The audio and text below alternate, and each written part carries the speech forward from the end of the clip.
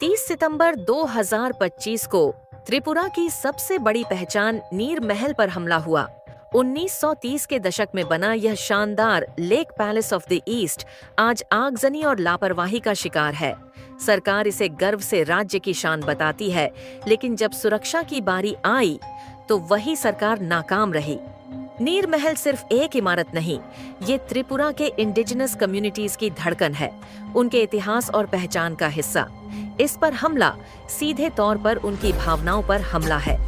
इसी बीच youth leader Surajdev Verma ने सरकार पर कड़ी प्रतिक्रिया दी।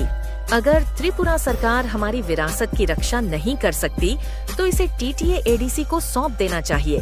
हम जानते हैं कैसे अपनी संस्कृति, अपने स्मारकों और अपने पुश्तैनी स्थलों को बचाना है।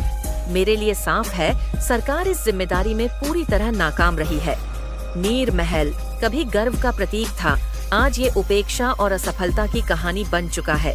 क्या ये सिर्फ लापरवाही है या हमारी धरोहर के प्रति नफरत? और अगर सरकार अपनी ही पहचान नहीं बचा पाई तो आने वाली पीढ़ियां क्या याद रखेंगी, इतिहास या सिर्फ राख और खामोशी? ऐसे ही और जरूरी मुद्दों की सच्चाई जानने के लिए प्यारी हादुक को फॉलो कीजिए।